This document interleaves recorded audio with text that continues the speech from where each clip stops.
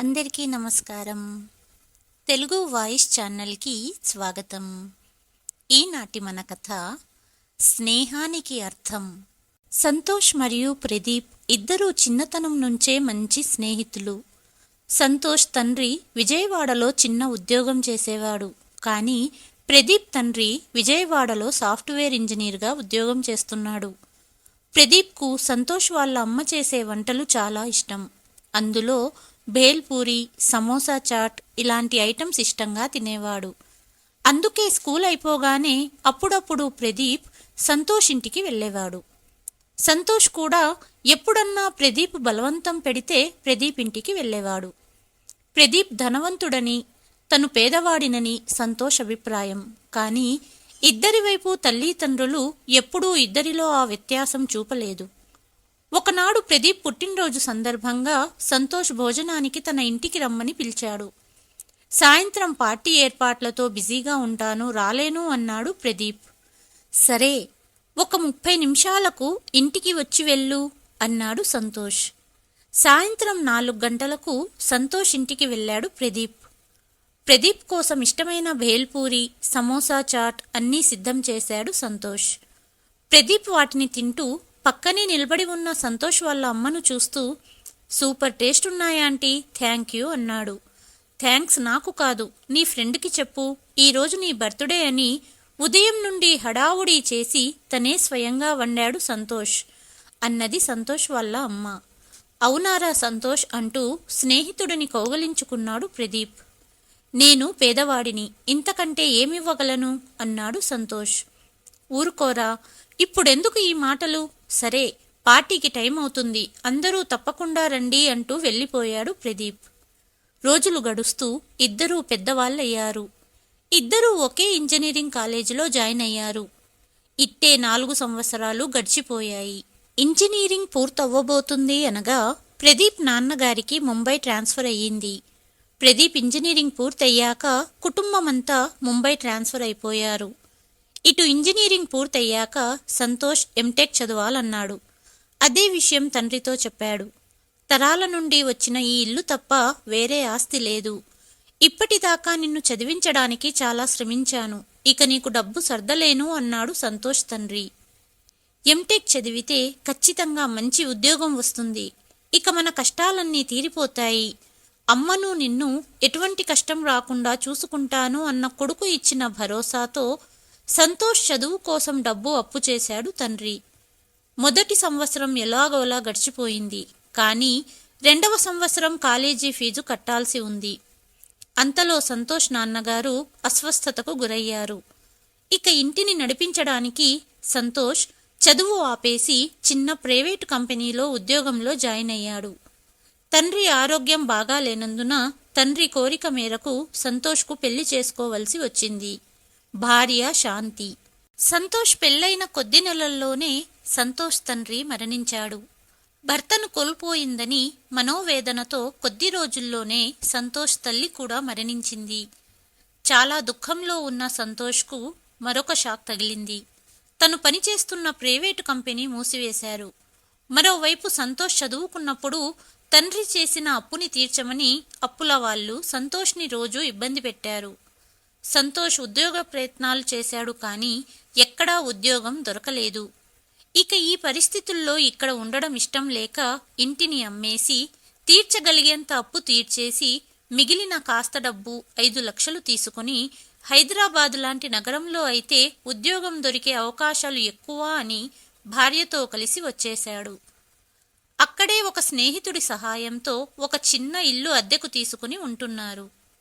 ఇక ఇటు ప్రదీప్ ఇంజనీరింగ్ అయిపోగానే పై చదువులకు విదేశాలకు వెళ్ళాడు. 2 సంవత్సరాలలో ఎంఎస్ చదువు పూర్తి చేసి తిరిగి ఇండియా వచ్చి ముంబైలో పెద్ద సాఫ్ట్వేర్ కంపెనీలో ఉద్యోగం చేస్తున్నాడు.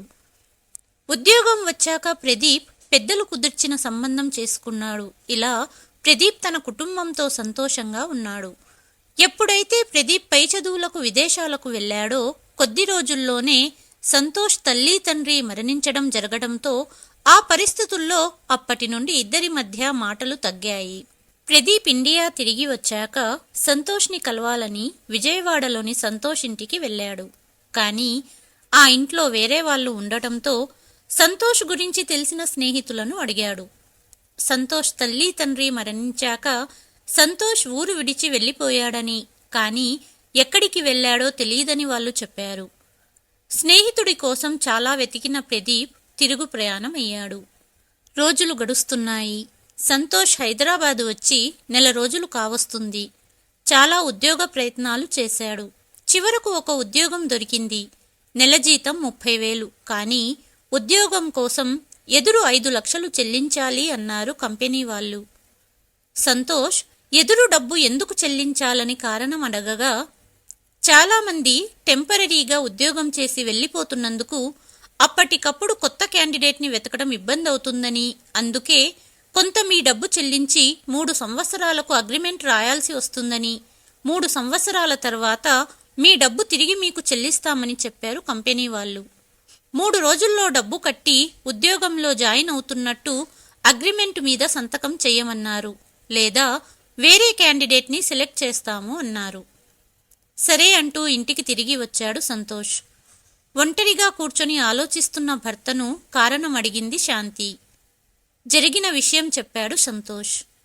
డబ్బు ఇచ్చి ఉద్యోగంలో జాయిన్ అవ్వాలా లేక వేరే ఉద్యోగం వెతుక్కోవాలో అర్థం కాని పరిస్థితిలో ఉన్నాడు సంతోష్.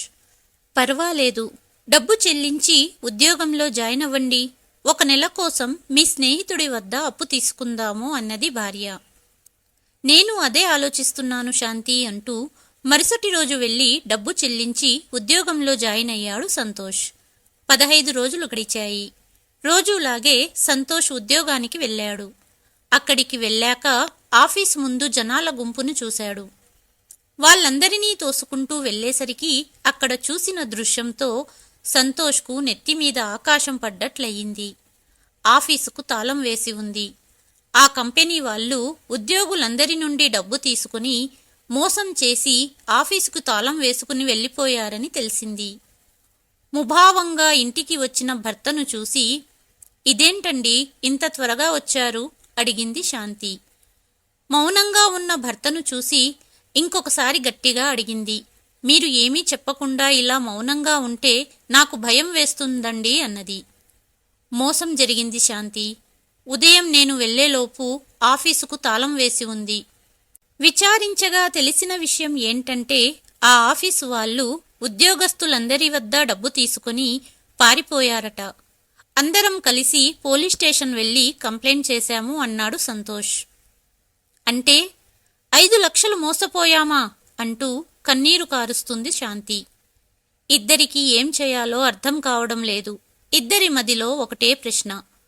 3 పూటలా కడుపు నింపుకోవడం కూడా కష్టం ఇప్పుడెలా? కాసేపటికి సంతోష్ తేరుకొని భార్యను సముదాయించారు.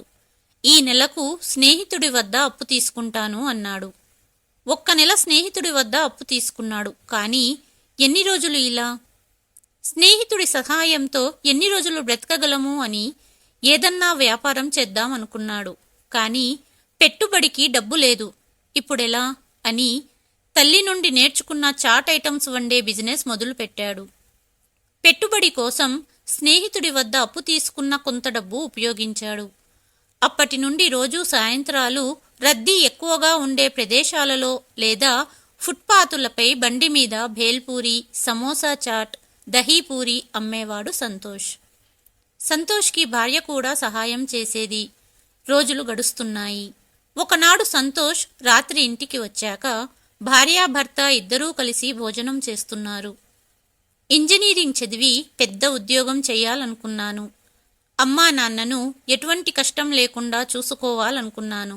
కానీ విధి నా జీవితాన్ని ఎలా మలుపు తిప్పుందో చూశావా శాంతి అన్నాడు సంతోష్. మంచి రోజులు తప్పకుండా వస్తాయి, బాధపడకండి అన్నది శాంతి. 5 నెలలు గడిచాయి. సంతోష్ వ్యాపారం బాగానే జరుగుతుంది. ప్రదీప్ పనిచేసే కంపెనీ హైదరాబాదులో కూడా ఉంది. అందుకే 1 వారం రోజుల కోసం ఆఫీస్ పని మీద ప్రదీప్ హైదరాబాద్ వచ్చాడు. సాయంత్రం అయ్యింది. ఆఫీస్ పని ముగించుకుని కారులో తను ఉంటున్న హోటల్ బయలుదేరాడు ప్రదీప్. రెడ్ లైట్ పడడంతో జంక్షన్లో కారు ఆగింది. పక్కనే చాట్ బండి వచ్చి ఆగింది. ఎండ వలన సంతోష్ ముఖానికి కర్చీఫ్ కట్టుకున్నాడు. గ్రీన్ లైట్ పడడంతో బయలుదేరిన ప్రదీప్ కార్ రద్దీ ఎక్కువగా ఉండడం వలన పక్కనే నిలబడిన చాట్ బండిని ఢీకొట్టింది. బండితో పాటు సంతోష్ కూడా కింద పడ్డాడు. బండిలో ఉన్న సామానంతా కింద పడింది. కార్ విండోస్ తెరిచి సంతోష్ను వెనుకవైపు నుండి చూశాడు ప్రదీప్. అయ్యో పాపం, అతను కింద పడ్డట్టున్నాడు, కార్ ఆపు అని డ్రైవర్కి చెప్పాడు ప్రదీప్. సార్, ఇక్కడ మీరు కారు దిగితే గొడవ జరుగుతుంది. అతను ఎక్కడ ఉంటాడో నాకు తెలుసు.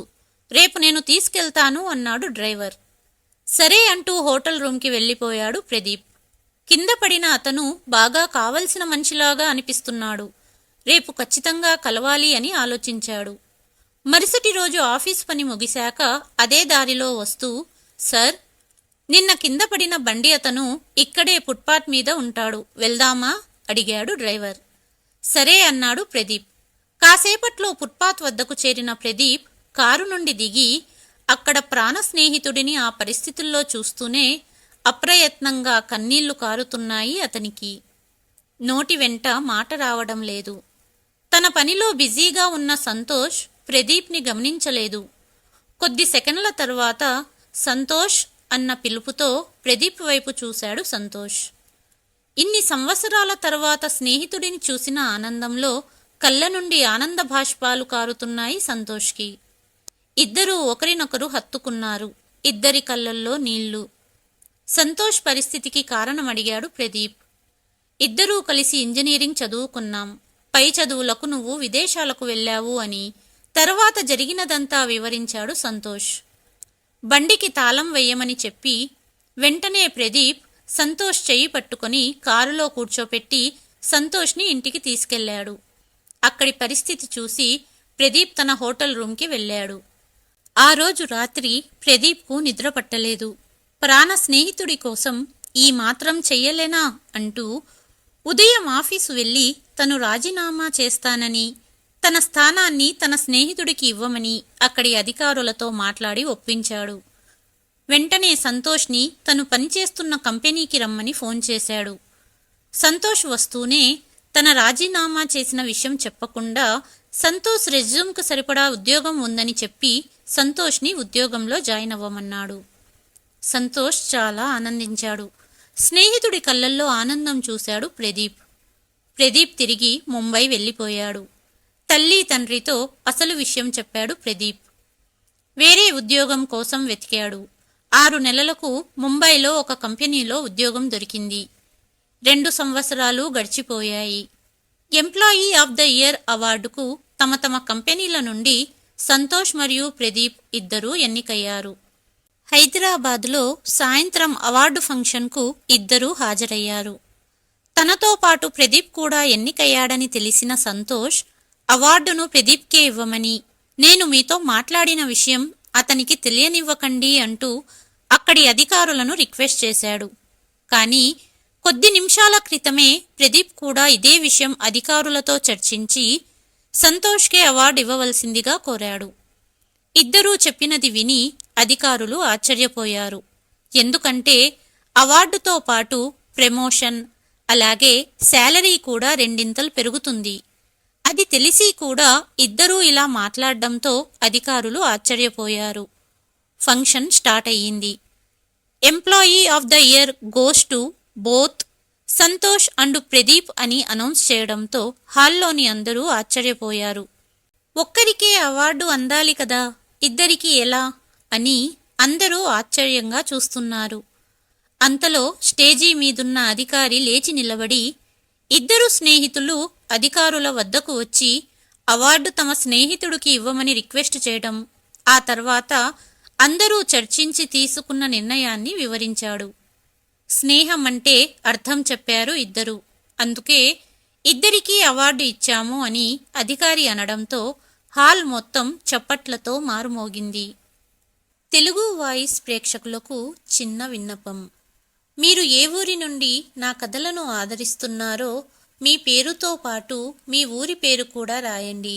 తద్వారా నా కథలని ఎవరు ఆదరిస్తున్నారో తెలుస్తుంది. ఈ కథపై మీ అభిప్రాయాన్ని కామెంట్ రూపంలో తెలియచేయండి.